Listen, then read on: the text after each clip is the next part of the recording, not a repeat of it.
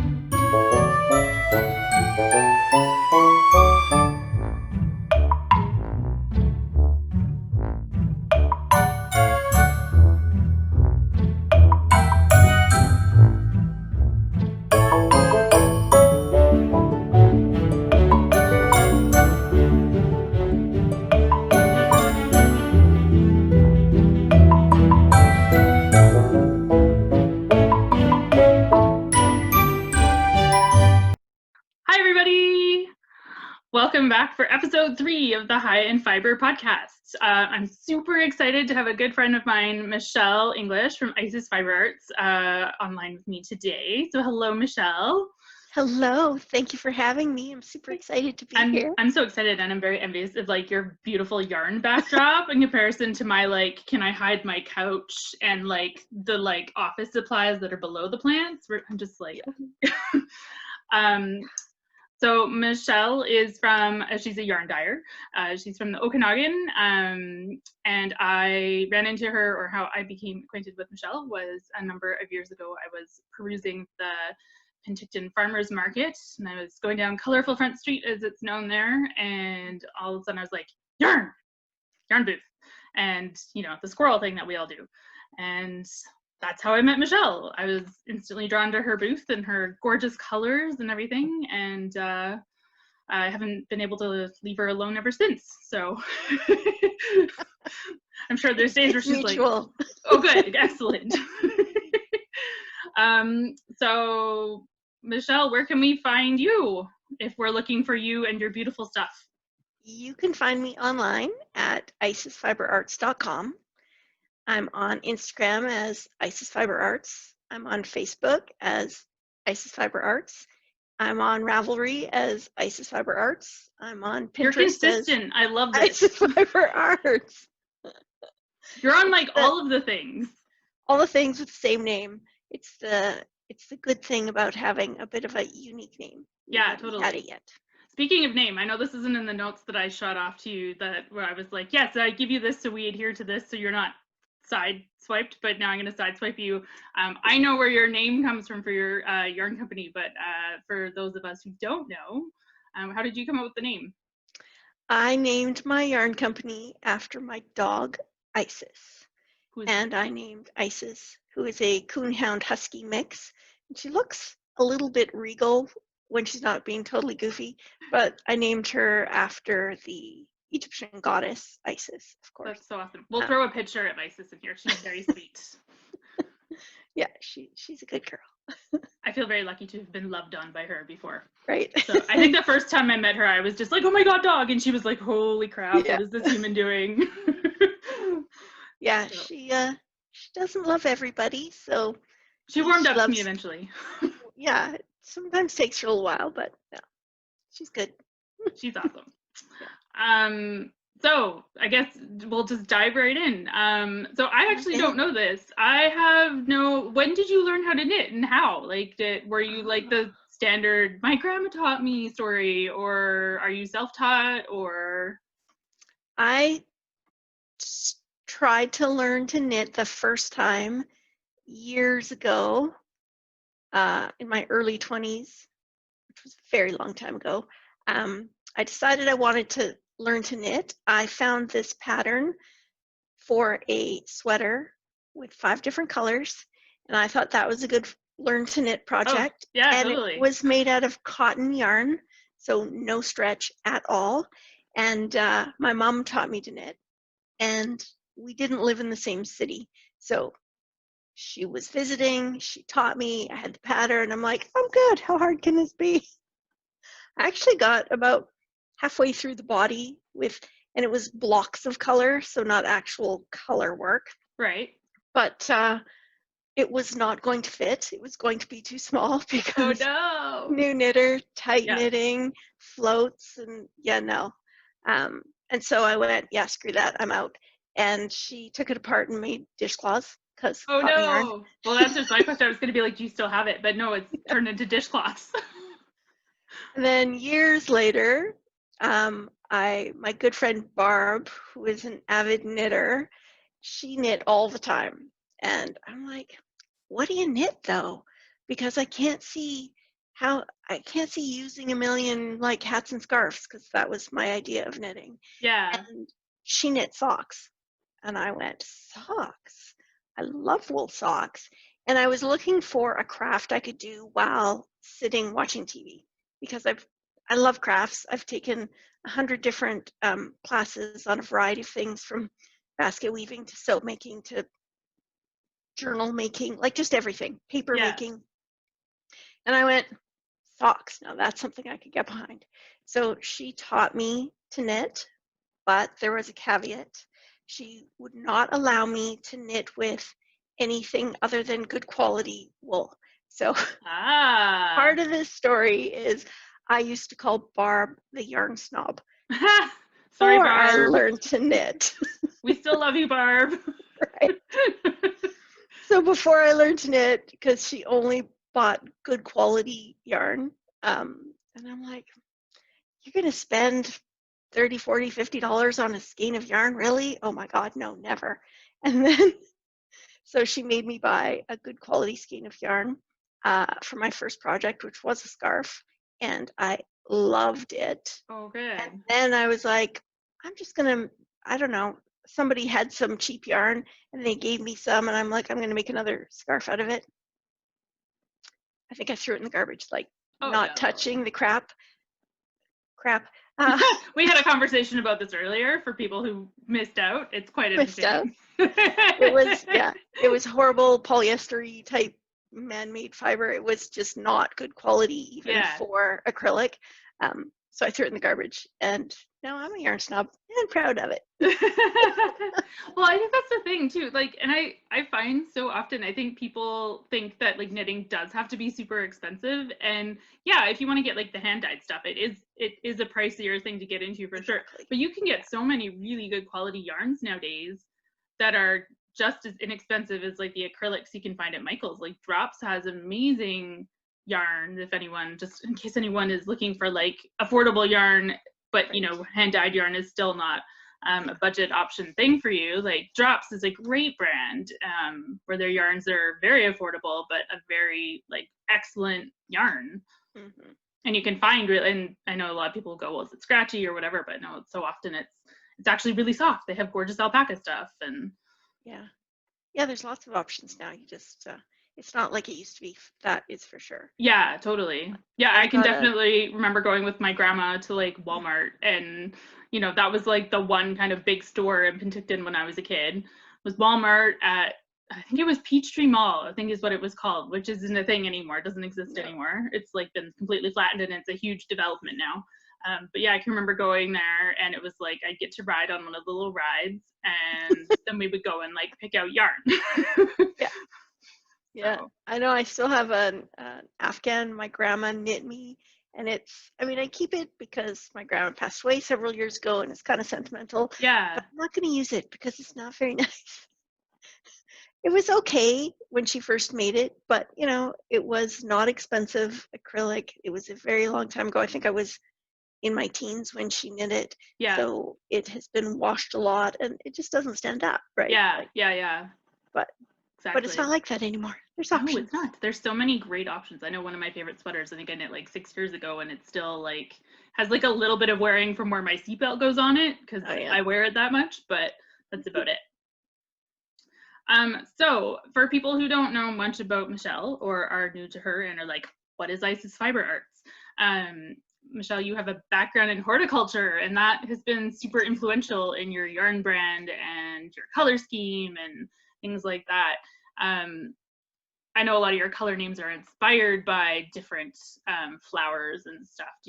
Was that a conscious decision for you from the beginning, or is that something that you like just, it was like, it happened and then you're like, oh, this is cool. It's working. I'll just stick with it. No, it was a conscious decision. It was twofold. It was a way to, like, an homage to my horticulture degree that I'm not currently using. And I love gardening and all things plants. Unfortunately, it doesn't pay very well. Reality was a harsh lesson, and I got a mortgage. I needed a higher paying job. Yeah. So when I started the yarn dyeing, because naming is not easy, coming up with names for new colors, it's a challenge. And so I thought, this will be great. I will name all of my colors after some sort of plant, flowers, trees, shrubs, whatever, because there are millions of plants. It won't be an issue. I'll have plenty to choose from. Yeah. I know it's still hard. I know, right? I even find, like, I'll have something and I'm like, oh, I love this colorway. And I'm like, I have no idea what to call it. But I really like it, but I don't know what to call it. Which is why my husband often gets, like, a chance to do it. Or I just did a new Christmas sock yarn. And I wasn't originally going to do, like, a blue themed Christmas yarn or festive yarn this year. And I had someone, like, special request it. And then my coworker was like, you should call it Seriously Let It Go. And I was like, well, I can't say no to that. That's just perfect. Like, it's icy, Exactly. it's sparkly, and then we're calling it Seriously Let It Go. So. Is that the one? Is that the same one that you did last year? No, I did the Bumbles Bounce last year. Oh, okay. And it's because a little bit different. That, because I bought that sock kit. It came with a mini. I bought it at Knit City last year. Yeah. And it's still in my bag. It's in a bag. similar vein, but it's not the same one. Oh, yeah. Yeah. It's in my sock queue.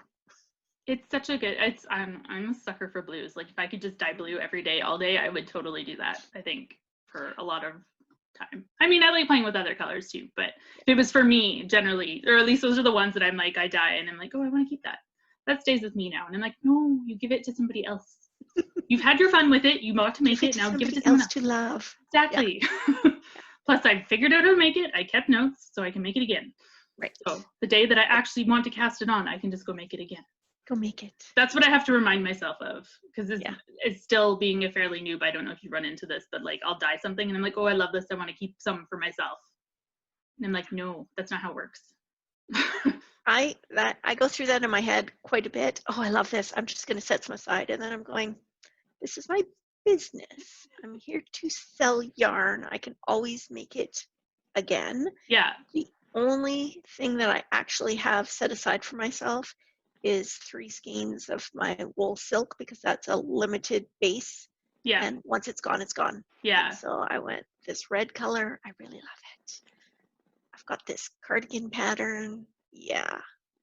I need these. Yeah. Yeah. And you have to do that sometimes. Yeah. I'm working on something with a Falkland Merino that was like a one-off that I could only get 30 skeins of. So I was going to do a limited run of it. And then I started knitting a dress with my advent calendar. So it's being held double for my dress.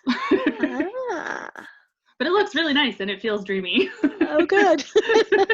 But that was definitely a selfish one. I was like, ooh, I didn't even dye it though, which is the funny thing. It's like I'm using it undyed. Oh, that's hilarious. Yeah. So I was just like, oh, it's so smushy. But anyways.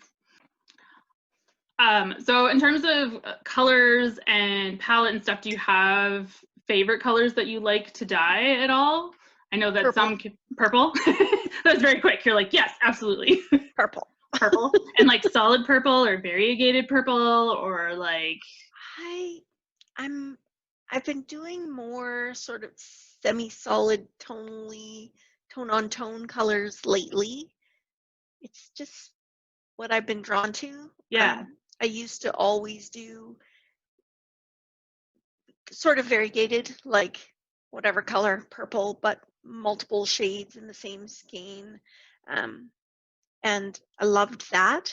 But now, I don't know, I feel like I'm changing as who I am as a dyer and my aesthetic, and I'm just going with it. That's good. That's awesome. I like that. I know I think a lot of people would be surprised to know that like when you dye a skein of yarn, like the end product is usually not just like a single color, so to speak. It's like oftentimes the process to get like a completed skein of yarn might involve actually dipping it in as many as 3 or 4, sometimes more colors. Do you have a color that for you find is like way more time consuming that you dread dyeing just because it's so time consuming, or do you mind that process? Like, do you like the process of how it changes with each color layer? Or I so I have some that I'm tired of dyeing and I'm fading away. So like I have one dianthus hot pink, multiple dyes go on it before it goes in a final dye bath. And it's actually I've thought I've thought about not carrying it for every once in a while I'll think about it and then I'll sell a whole bunch of it because it's been sort of popular. yeah, But I finally went, you know what, I'm calling it because I don't love dyeing it anymore. yeah, It's annoying. And I could say the same sort of thing about some of the speckles. yeah, So the speckles where they're speckled over a base color, so you have to dye the yarn and then you have to dye it again with speckles. So yeah, it's not that I don't like it, but it depends on how much time I've got because that type of process, I mean, you're doing it twice, so yeah, it's just more time consuming. But I like the end result. yeah. I know it's like, oh, I love this. I know like I have some colors that I Yeah. love doing, but I'm like, oh my God, there's like 9 colors that I have to set up for it. And there's like a 2-step process and then a speckle process and then a rotate process and then another speckle process, or Yeah. sometimes there's different kinds of speckles. And Yeah, which, exactly. yeah, which I guess that would bring me to like your actual dye style. I know when I was first experienced to your yarn, or my first like drawing to your yarn, I remember thinking that your colors are just I think the word in the notes I used was like butter. Like your colors just blend so beautifully, and just like how your tones shift, or it's like butter. It's so good. And I know like I own like a bunch of your cedar, and I know your lobelia is a really good one, and tiger lily are like some that jump out to mind. We'll throw pictures in them here, people, if people want to see, so you can see what colors I'm referencing. But yeah, I've always just really loved that it's like so smooth. That means a lot because I try when I'm thinking about the color, and that's one of the reasons why I have the yarn hanging in such prominence, so that I can sit back and I can look at it kind of overall palette of what I've got, and am I missing anything, and do things flow.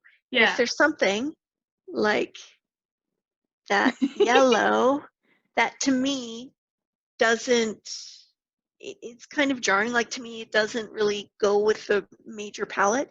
And Right. so I've pretty much decided that once the yellow is gone, it's gone. Yeah. Because it just doesn't work for me anymore. Yeah. I But find yellow like, is really hard to dye consistently as well. And it's also one of those ones that you have to find like the yellow person who just loves everything yellow. And those are the people that it goes to, and nobody else. and nobody else, exactly. Like I've sold a whole bunch of that yellow. I've had people tell me, it's the perfect yellow. But then I've had other people go, ooh, yellow. Yeah. And I have to say, I'm one of those ooh, yellow people. Yeah. I definitely cannot do like bright yellows at all. Yellows don't look good on me. They make me look like I'm ill. Yeah, me too. Yeah, it's just, yeah, no, it's just I'm not. so envious of people who can pull off some of the really bright, vibrant colors. You know, bright oranges or brighter greens and stuff. But, you know, in my next life, right? My next life, could I just be a slightly different skin tone so I could pull those colors off? That'd be really great. Thanks. Right. Yeah. And also, so we talked a little bit about how like speckles take more time and whatnot. Do you see yourself dyeing more speckles? Because I've seen you do it a couple times for shows and stuff, or when you've been experimenting, but they usually end up nameless in a bin. And I find that really entertaining because they're always gorgeous. Random color number 52. Yeah, and I kind of love that you just call them random color number whatever. I think that is hilarious and awesome. As much as Kim, hi Kim, gives you grief for that, I still think it's kind of hilarious and I love it. I do speckles. They sell really well. I feel like I have to be kind of inspired to do speckles. don't have the confidence in my speckling ability as I do in the more tonals. Like I can think of a color. I thought of this. I can even see what color it is. I Yeah. thought of it. I could just picture it in my mind, put the dyes in the pot, and voila. I didn't even have to do it twice. Like Yeah. that. I have a lot of my colors where they just kind of come to me, and they come out actually like I want. Not all of them, but a lot of them. Whereas Yeah. the speckles, I feel like I've got some where I do a speckle and I go, oh, that's ugly. Oh, that's like seriously ugly. Yeah. And other people like it. I think it's just me with the confidence in the speckling. I Yeah. don't know. Maybe it's not really my thing. I don't know. But Well, every once in a while, I hit on something and I like it. And yeah. Well, I know that I've liked your speckles that you've done in the past, so I think you can totally do it if you want. So, I do. and we should have a actually, speckle party in the spring when we're allowed to go and visit each other again. right? Yes. So, I did dye yarn for Kelowna Yarn and Needle Crafts, one of their boxes, and it was a speckle. And cool. it was super pretty. I really like it. And I'm going to dye that one again now that the 3-month wait period has passed. I think Cheryl posted a photo of that in the thing, so I will dig that up and put it up here for people to see so they can start to salivate for it. To salivate. It's called Aster. Aster. Purple. Oh, purple's good. I have no problem with it. Purple is in my wheelhouse too. It's kind of periwinkle. It's like a bluey purpley with some speckles, light speckles. Yeah, I really like it. Ooh, that sounds really gorgeous. Mm-hmm. I don't need more yarn, but I need more yarn, right? Right. So you have also you're not just a dyer, you've done a bit of pattern designing too. I have. Yeah, which I don't know if I really knew that until I was like digging around. I was like, what kind of dirt can I dig up on Michele for this? And I was like, wait, she has a pattern section on her website? And then I looked and I was like, you've written patterns? So do you like designing, or is it just something you kind of did for like a little window of time? Or I don't consider myself a designer.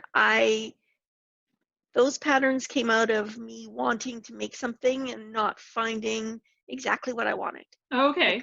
Like I've got this idea for fingerless mitts running around in my head right now because I would like some, but I went on Ravelry and looked around and nothing jumped out at me. So I'm like, I think I'll make my own pattern. Yeah. It's more that. That's cool though. Yeah. Yeah. Are your patterns available on Ravelry? They are. They are? Okay, cool. All 3 of them.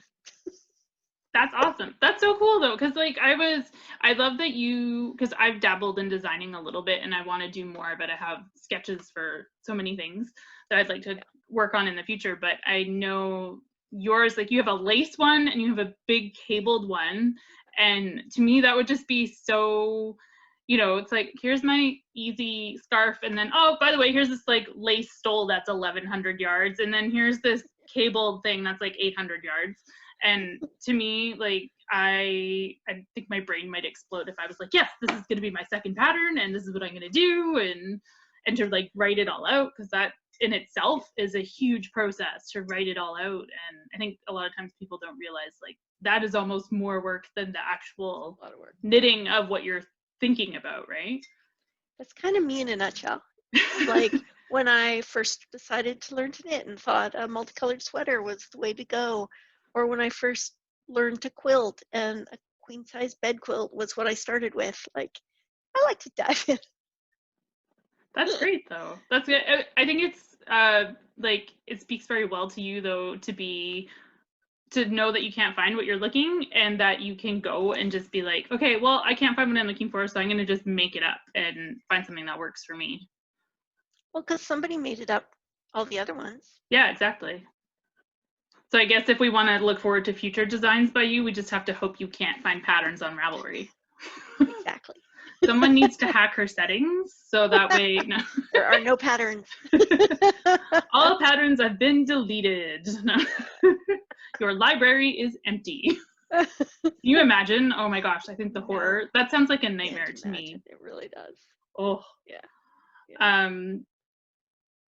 So in a perfect world, when you don't have to do like your real job anymore, because I know you and I have like real jobs. Actually, you probably have the real job. I just have the fun job because I work at a yarn store. That's true. But do you see yourself like expanding your yarn repertoire at all?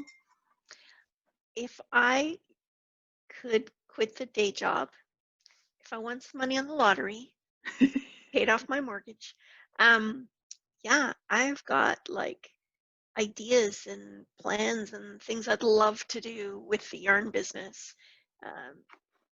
If I had time and space to do it, it would go far. Well, we're both keeping our fingers crossed that COVID is not as big of a thing in 2021, because both Michele and I got to miss out on our epic road trip up north this last year. So we were supposed to do the Peace Fiber Festival together, and I worked on a 12-hour playlist for our road trip up there, and that wasn't even enough hours to get us there, because I think, isn't it like 16 hours or something? Well, I guess I have to come from Vancouver, so. That's true. You've got to come here from Vancouver. And then I think it's like 8 hours to Prince George, and then 4 hours from there to Dawson Creek. Yeah. It was going to be a long haul. So, and we were going to see if we could still be friends at the end of it. No problem. No problem. I said I would cook. So, Right? I was like, I can make macaron. I can bring snacks and make good music playlists, I think. There you go. So we look forward to hopefully doing that in the future. So that will be good. I'm excited for when we can do that and do things together again. Exactly. So outside of you've kind of turned your Isis Fibre Arts almost, I don't know if you did this intentionally, but you've like roped your parents into it, which I really love. For those of you who don't know, Michele's mom is a really beautiful sewer, and so for those of you who can't find like the perfect way to store your interchangeable needle sets, oh my god, this bag is a lifesaver.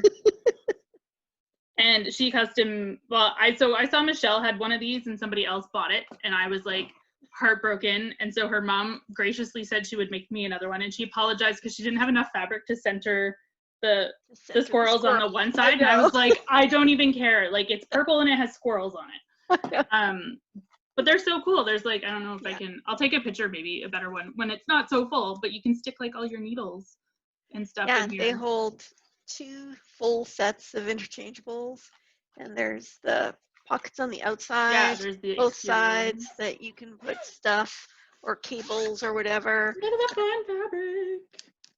And different fabric. Tons of room on the inside for all your stuff. There's these little vinyl pockets sewn onto put labels in. That you could put labels in, so you can label all your needle tips. And yes, she does that. And she makes project bags. That's so pretty. Oh, it's so fun. Yes. Love it. But I just listed the last of them on my website like yesterday or the day before or something. And that's it. She's decided she's out of the bag making business. Oh no, that's sad. And it is sad because they're beautiful. She's been quilting forever, and she's just really good at what she does. But that's it, probably. Sounds like I have shopping to do when I log off. I was listing the last of the bags and came across this one. Oh, that's so fun. Yeah, I think that's mine. Yeah, no kidding, right? Especially if she's not like, would she make, if you requested for yourself or like found some fabric that you loved, would she make you one still? Because you're at least her blood and sweat and tears, or she would. But I mean, I have several of them. But you can never have enough. You can never have enough. I know. There's never enough. And then your dad, he is a talented individual who makes these gorgeous yarn bowls. They're so pretty. This one's one of mine. I have 2 yarn bowls. I have this one, and then I have another one, which is like all like smaller pieces of wood that have been resined, but they're so pretty. They're like works of art. These are not just yarn bowls, people. These are works of art. They are works of art. How did you convince your dad to start making yarn bowls? So my dad had his lathe, and years ago, he used to make mechanical pencils and pen sets out of wood. And I used to sell them at where I worked at the time. It was in an office, and I had my own set, and people would be like, "Oh, that's nice." And they're like, "Hey, $25, he'll make you one and engrave your name on it." So I sold quite a bit that time, but after that, he kind of dabbled a little bit, made a few bowls, small bowls and things, but he didn't really have an outlet for it. I mean, Right. how many decorative wood bowls can you use? And so I said, "Hey, Dad, if you cut this little J thing in it, and made them bigger, they're perfect yarn bowls, and I can sell them on my website." Yeah. And he was happy to do it because he loves making them, and now he's got a reason to actually get out there and play with different types of wood. Like this one is walnut. This middle section is birch plywood, all segmented and glued together, and then this is also walnut. Like he gets to just play around with whatever wood he can find. Yeah, I think mine's birch, like reclaimed birch, and then I think it's so cool, resin. Like his idea to like tint the resin and put it in is just so cool to me. Yeah. I remember, I think I've had this for a couple years now. We were doing Yarn Okanagan, and I was on a yarn dyeing bite. We had something, if anybody watches the Wet Coast Wolves podcast, you may remember around this time last year, 2 years ago, that we decided we would not buy any yarn in the year 2019 or see how long we could go. It was like it was a competition. So I walked by Michelle's booth and I was like, "Oh, but I can buy a yarn bowl." And this promptly came home with me within like the first 5 minutes of our market being open. No. So, and I love it. I use it every single day. It's a running joke in my family that my parents thought they were retired, but then I started a business. And there you go. There you go. But it's so cool because it's like, it's a work of art and they're all one of a kind. And like, I have a ceramic one that I also like, but I find myself always going back to these wood ones because they're just like a little bit more sturdy. I'm not as like worried that they'll get jostled around too much. Whereas with my ceramic one, I'm a little bit like, it's a little bit more tipsy. Bit more careful. Yeah. Yeah. So if they fall on the floor, they're probably going to break. Yeah, exactly. Whereas the wooden ones are a little more sturdy. Yeah. So not that I'd like throw it on concrete or anything, well, no. but no, don't do that. So I know 2020 has been kind of a crazy year for you and everybody else. Anybody else not had a crazy 2020? I don't know. No? And I know you and I were both supposed to be at a number of different yarn shows this year that have all either been postponed or canceled, and we're still kind of waiting on a couple of them that would normally be in the spring. But I know you've tried to fill in the gaps a little bit doing like pop-up shops and stuff.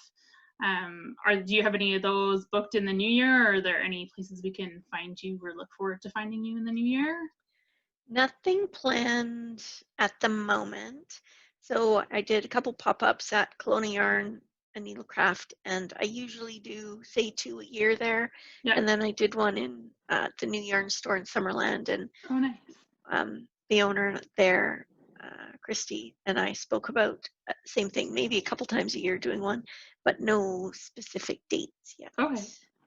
Well, people stay tuned because I will update information and stuff as I become privy to it as well.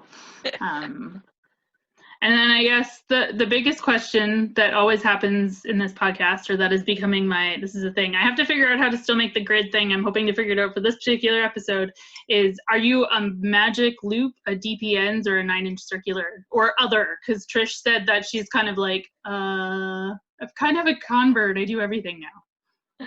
I used to be magic loop till I die. Yeah.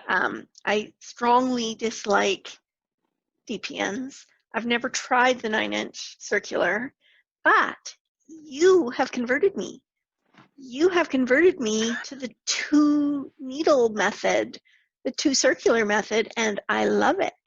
I also am such a sucker for that one. Yeah, that's my go-to now. I don't know if do I have a sock? I don't have a sock right now. Normally I'd have a sock that I can just kind of grab and be like, look, this is what it is. But I'll take a picture so you guys can see what that is. Yeah, it's the best. I think when I learned how to do socks, like I'd used DPNs tons of times before and was totally fine with DPNs. I'm a DPN girl, in case people forgot. I have given the 9 inches a solid try. I've knit a whole pair of socks and a sleeve and did not like it. Did not like it at all. I just find them like the needles are like so short. I feel like I'm supposed to like be really, I feel like it's like what you would give like a 3-year-old who's learning how to knit in the round and wants to knit like a doll hat or something, you know, like it's so tiny. They're so fiddly, in my opinion, in my humble opinion. But yeah, and magic loop, I don't know. I've tried it. I can do it. I don't love it. I'm definitely a DPNs girl, or the 2 circs for socks. I don't know why. It's just socks that I do that way. Just socks. It's like pretty well just socks that I do that way. Like sleeves, anything else, it's always DPNs, but sleeves too. Sleeves, magic loop. Yeah. Hat, made a hat. DPNs, no. Magic loop, yes. All the way to the very tiny little bit. Big long cable needle, 4 stitches. I'm still doing the magic loop. That's awesome. Yeah. Well, I really want to thank you very much for being part of my little podcast today and for taking some of your Friday evening off to hang out with me. Anytime. Yay. And now you and I have a business meeting that we should get to. That's right. Business. So a big thank you to Michele for being my guest today. All the links to all of her information as to where you can find her, I will have in the notes below if you missed them when they popped up on the screen as we were going. And yeah, you should check her out because she is awesome and her yarn is fantastic. And it's just, I have a sweater that's sitting just over there that's waiting to be cast on. I just have to finish my Christmas Advent dress and then that's next on the needles. So nice. Yeah.